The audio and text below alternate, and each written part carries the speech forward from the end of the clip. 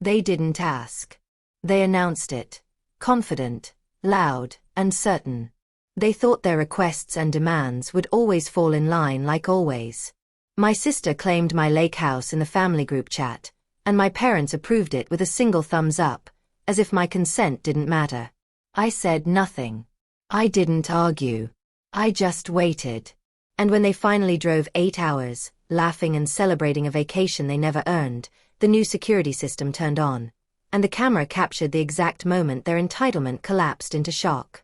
The message landed on my phone at 8:12 a.m., just as I was stirring cream into my coffee. We'll need your lake house this summer. Marissa. No greeting. No question mark. Just a statement, clean and confident, dropped into the family group chat like a reservation already confirmed. Before I could even process it, the reactions began stacking up beneath her message.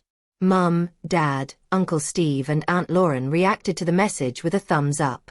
Within 30 seconds, the chat had turned into a celebration. Plans forming. Dates tossed around. Someone joked about claiming the master bedroom before Esther gets there. Another chimed in about jet skis.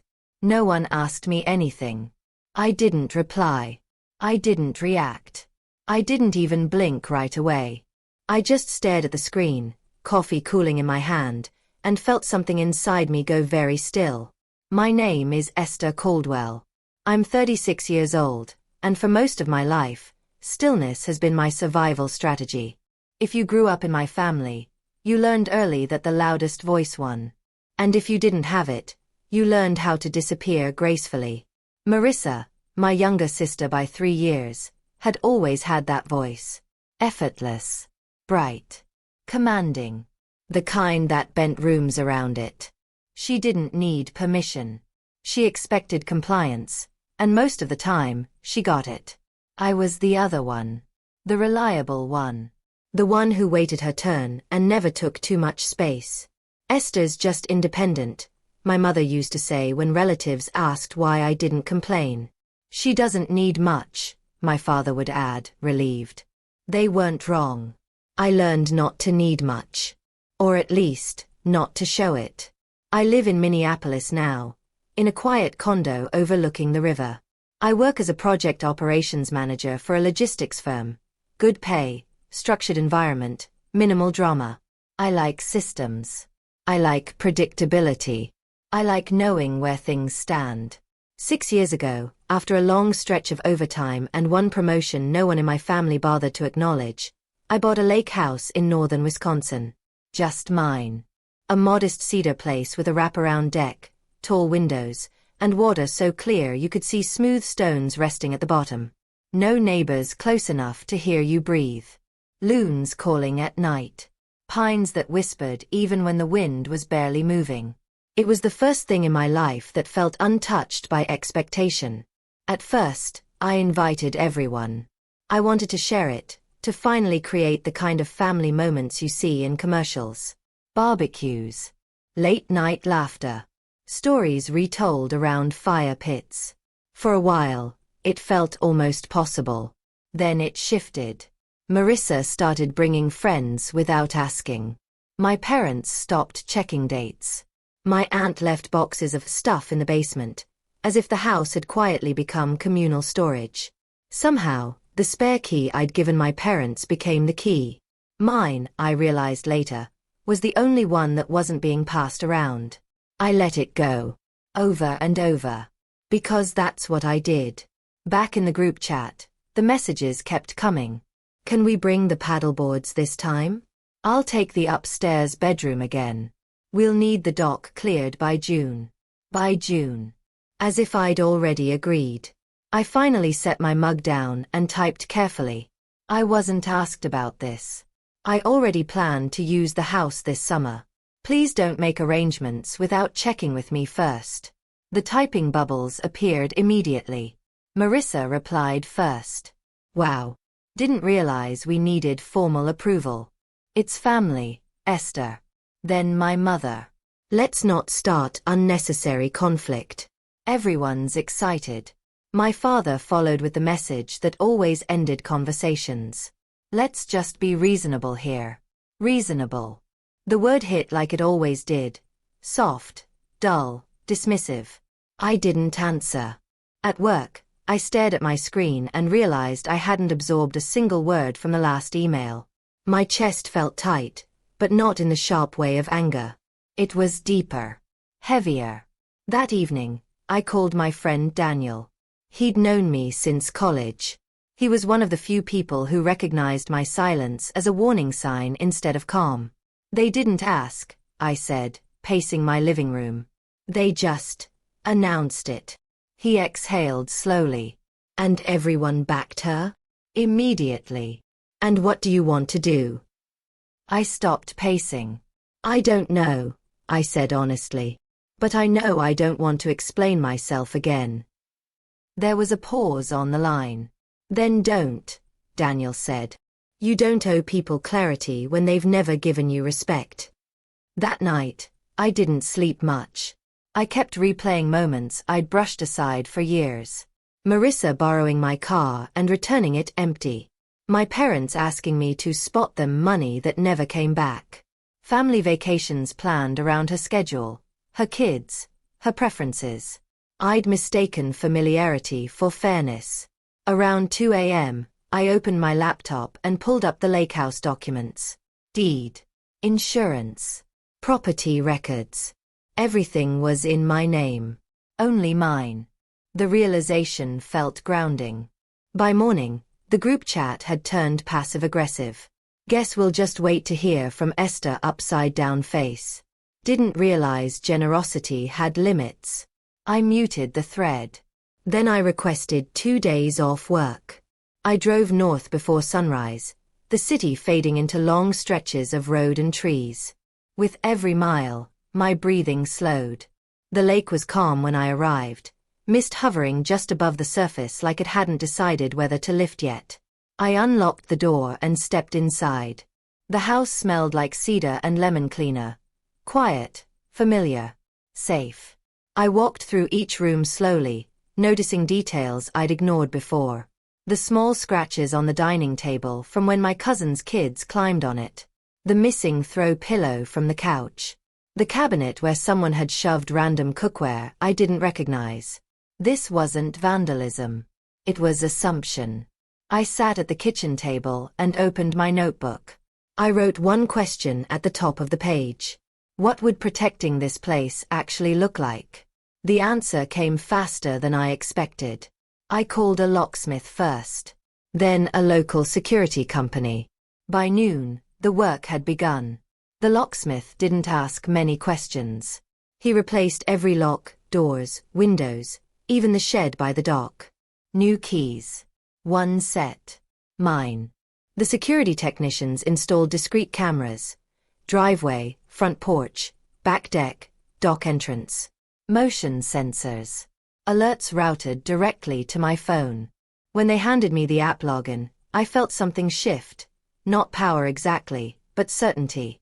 That evening, I sat on the deck as the sun dipped low, painting the water gold. I imagined my family arriving unannounced like they always did. The laughter. The certainty.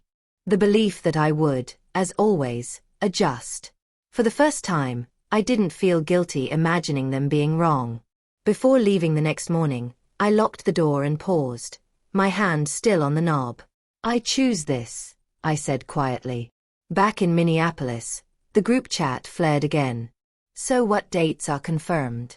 We're booking time off now. I didn't respond. A week later, Marissa messaged me privately. You're really doing this? Making things awkward. I stared at the message for a long time. Then I replied with a single sentence. I'm not making anything awkward.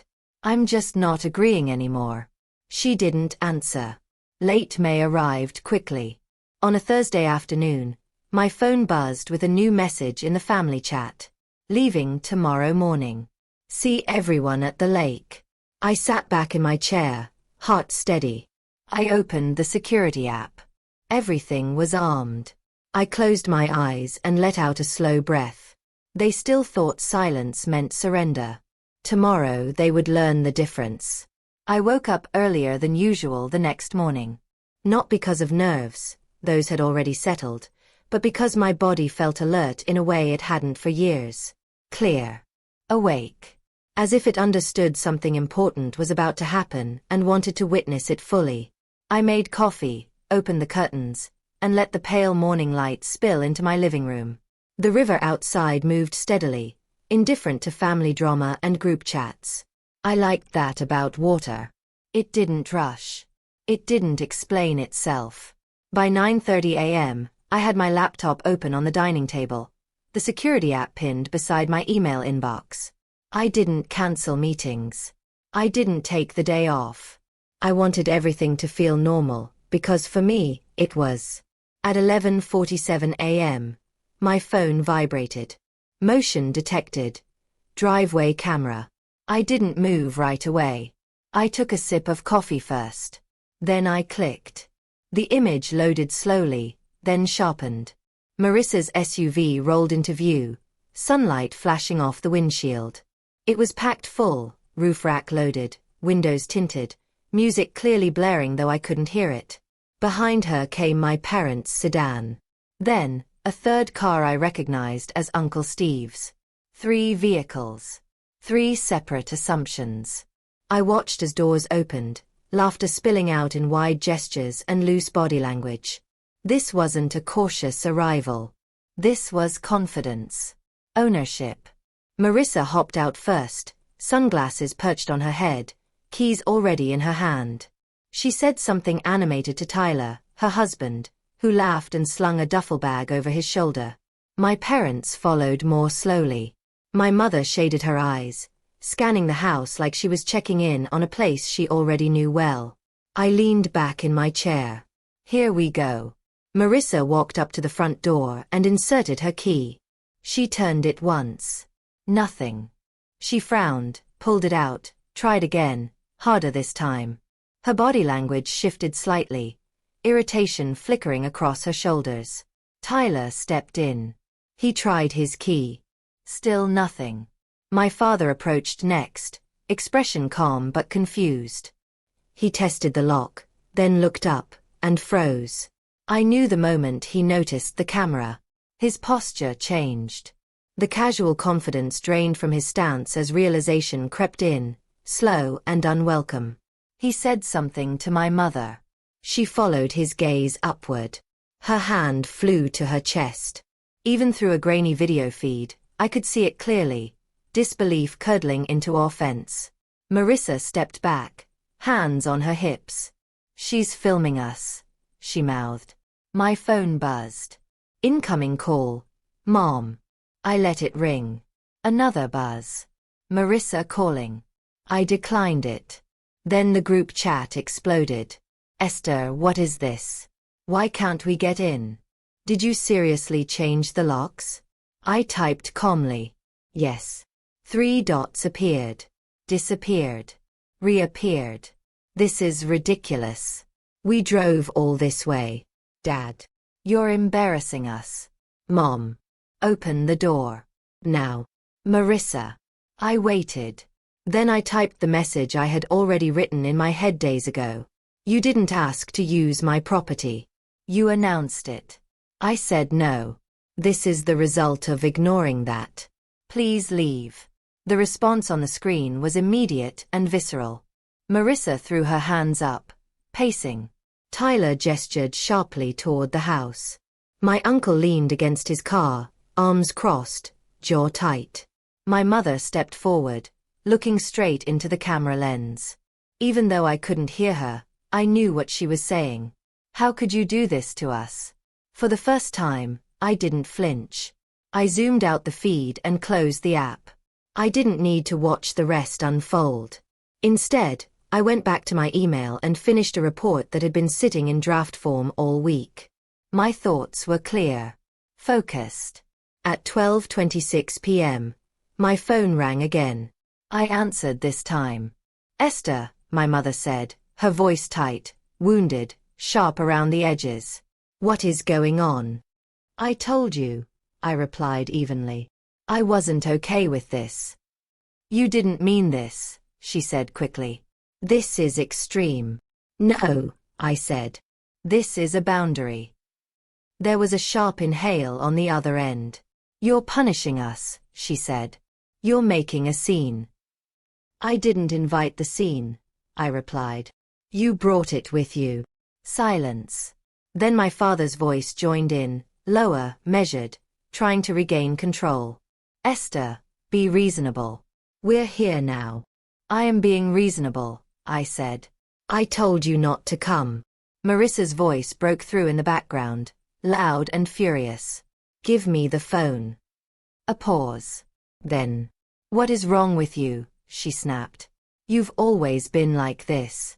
Passive-aggressive. You never say what you want, and then you pull stuff like this. I smiled, just slightly. I said exactly what I wanted, I said. You just didn't think it mattered. Her breath caught. You're unbelievable, she said.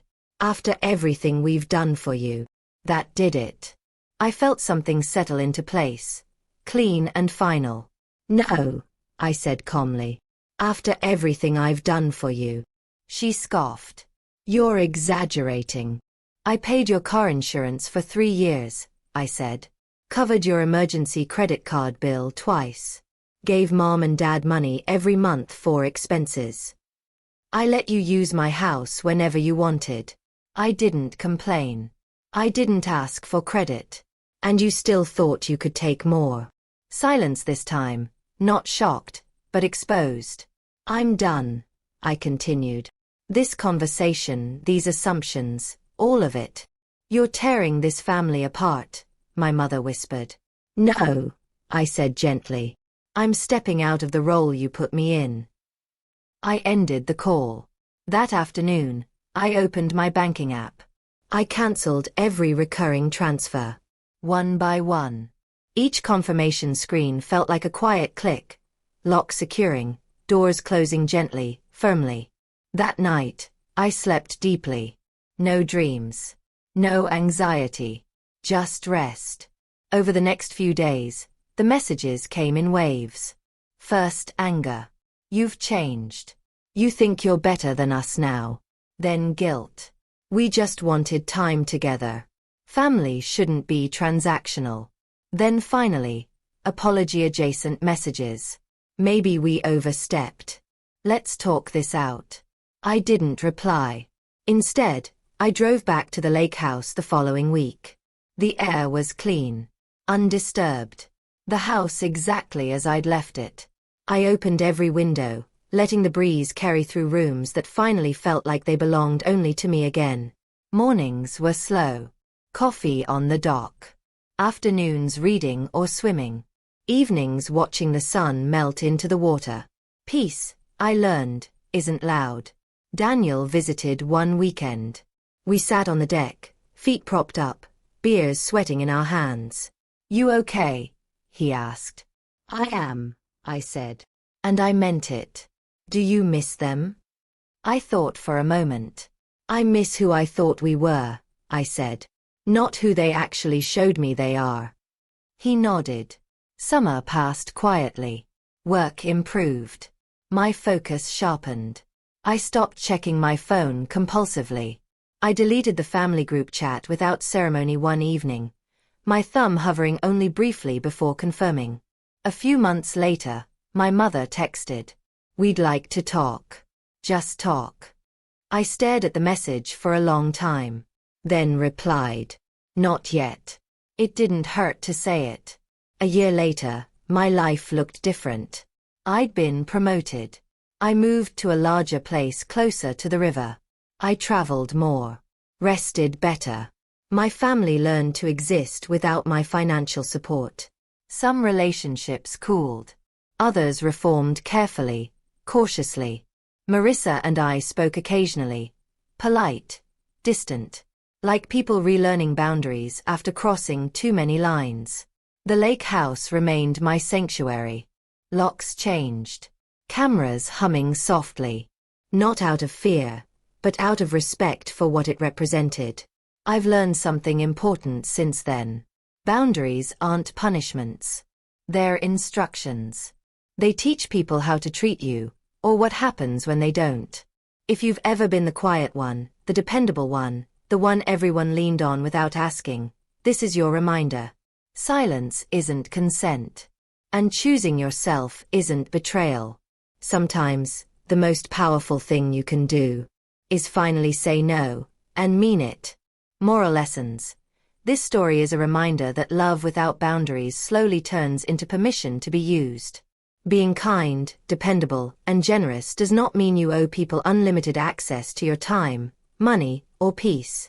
When others grow comfortable making decisions for you, silence can feel easier, but clarity is what actually changes the pattern. Setting boundaries will often make you look selfish to those who benefited from your lack of them, and that's okay. You are not responsible for preserving relationships that only survive on your sacrifice.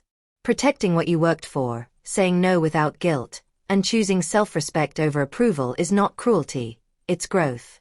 If you've ever been the quiet one who carried more than their share, know this. Your voice matters, your limits matter, and peace is something you're allowed to defend.